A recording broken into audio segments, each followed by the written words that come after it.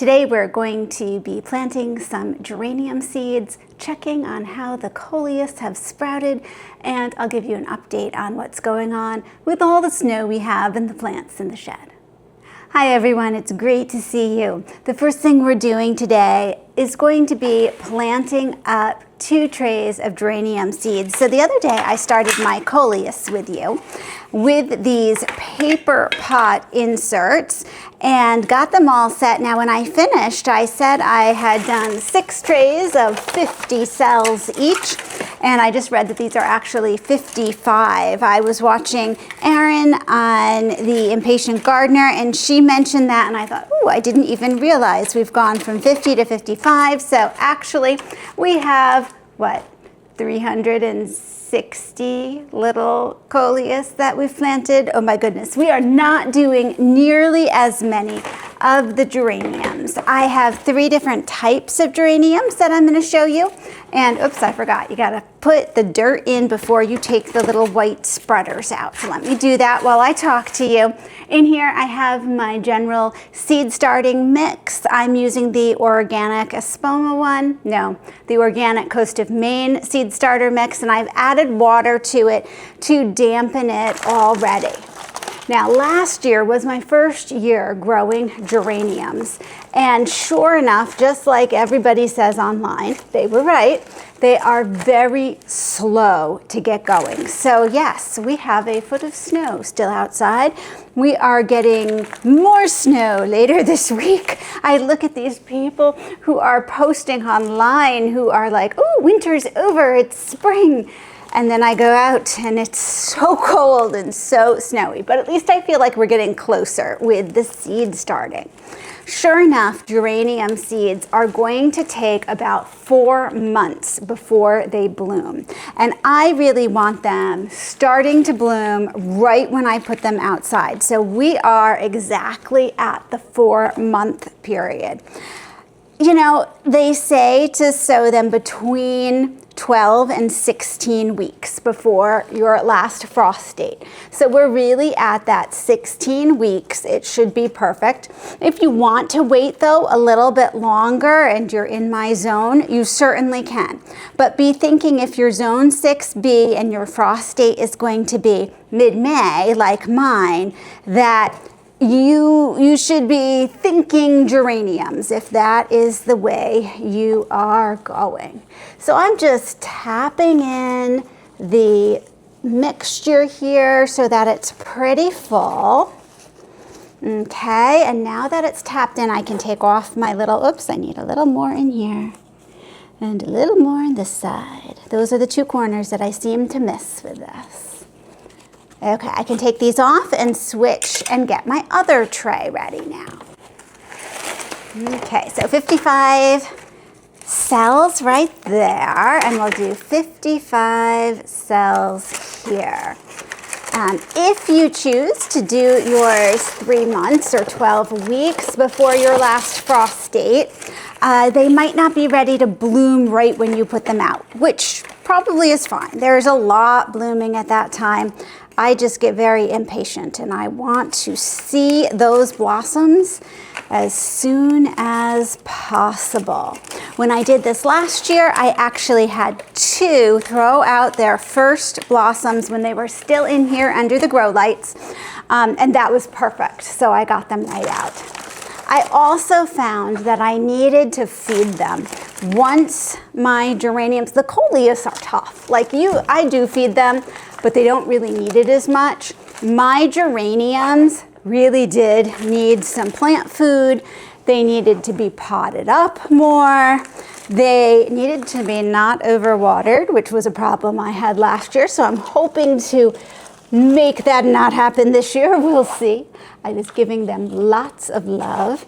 Last year when I planted them, I used the Gardener's Supply seed starting kit where you have a wicking mat underneath the seeds so that it's constantly wicking the moisture up into the little cells. And I found that for my geraniums, they did better when I took that out and I let them dry out a bit more in between and then watered them. So I'm not using the wicking mats this year to see if I like this better. Of course, now there's the chance that I'll forget to water them and they won't get enough. We shall see how that works. Okay, this is looking pretty good. I'm gonna tamp them down. Coleus seeds we just sprinkled on top because they actually need the light to germinate. But the geraniums are not that way. However, you're not supposed to bury them deeply. So we're talking about 1/8 of an inch, which is like nothing. So what I'm gonna do is go through, you can use a dibbler. That's the real name of it. I love the name dibbler. Or a pen or something to poke a little hole. I'm just gonna do a tad of an indentation here that I can drop the seed in the middle and then just very lightly cover it over. If anybody has tried to germinate them without covering it over, I would be interested to hear if that works. You know, there are some seeds that actually need the dark to germinate. Your pansies and your violas. So when I've done those, I put them in a garbage bag and I leave them in the garbage bag until they actually germinate. I'm not sure, from what I've read, these don't sound quite as picky as that. Let's hope not, because I'm not going to worry too much about it. Okay. These all have been dibblered. Okay, here I have my 2 trays. I'm gonna take my little spreaders out. And after I heard that Erin had thrown hers away accidentally last year and had to get more, I'm gonna write save right on mine because I know I will look at these later and go, not sure what those were for, and get rid of them. So if you have those, put them in a safe place and remember what they're for. I have 3 different types of geranium seeds that I am going to be planting today. They're all from Swallowtail Gardens. I've had great luck with them. That's who I ordered my geranium seeds last year, and I had almost a 100% germination rate. So, you know, if it's working, I'm going with it. I have the Maverick Star Geranium. Now, the Maverick geraniums tend to get the bigger heads of blossoms. So you have that big red ball of blossoms for geraniums. In fact, last year I put a couple in pots on the deck. And if you were to walk by quickly, I had my hydrangeas in pots. I had the geraniums in pots. They almost looked like geraniums. They were so big and round. I loved it. So I definitely want to stick with the Maverick type. The Star is pink with a darker pink center, kind of like a little star center. And I have 30 of those, 3 packs of 10. And then I have the rose geranium. So last year I did a coral and I did a rose to compare and see what I thought was best. And the rose really tends to match the pinks that I use. The coral really does have a much more warm undertone to it. So I'm going just with the rose this year. But if you like that more warm salmony color, then the coral might be a good choice for you. And then we have the, oops, this is apple blossom. Yes, apple blossom. Apple blossom is a very light color. So it almost looks white. I think it's gonna give the brightness to certain areas, but it has a tinge of pink. I did not grow the apple blossom last year. So let's start with the apple blossom, and following what I have promised myself, I'm putting the tags in so I know where they are going. We'll see how well I do. Okay, and they come in a little Ziploc bag. Oh, I gotta find my glasses. Be right back. Okay, reading glasses, we are ready. These are not nearly as tiny as the Coleus seeds. Thank goodness, because those Coleus seeds, oh, those are a killer. They could be an eye test in and of themselves. I'm gonna dump them out. These are big enough that you can really tell, and we'll see, did Swallowtail actually send me 10? Oh, let's see here. I'm gonna have to take off my gloves because I can't get them up. Also should have thought of this ahead of time. Take off your glove first. Okay, here we go. They're very tiny, but not Coleus tiny.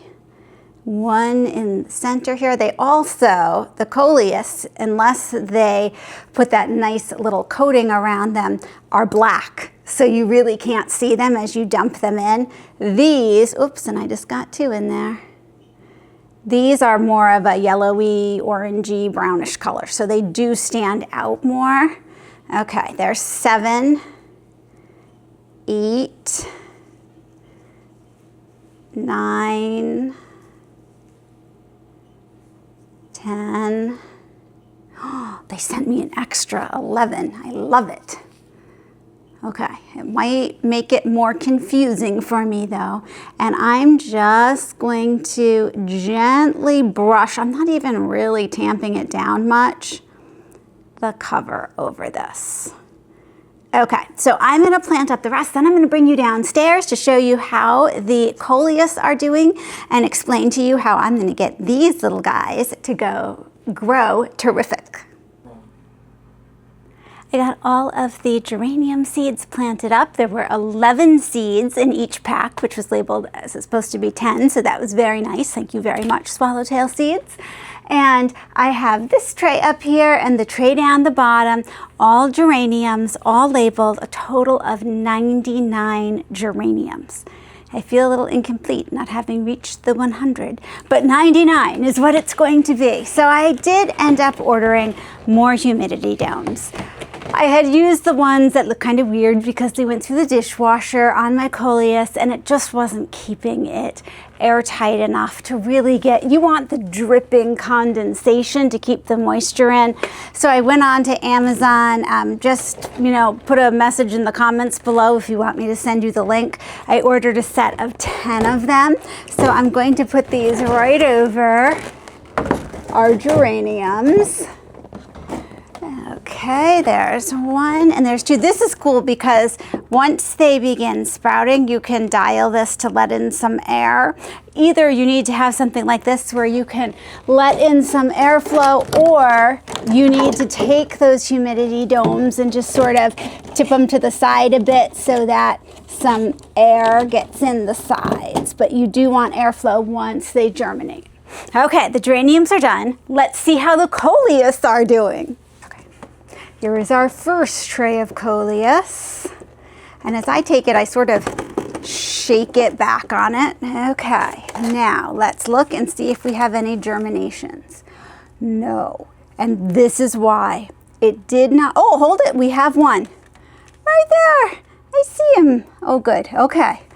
This did not have a heat mat underneath it until just now, and I do believe that we're going to see a difference in those that didn't have the heat mats. Let's look over here. So one in that last one. This one did have a heat mat under it. Oh, look at this. Hold it, I gotta tip it so you can see better. Look at all of these down this end.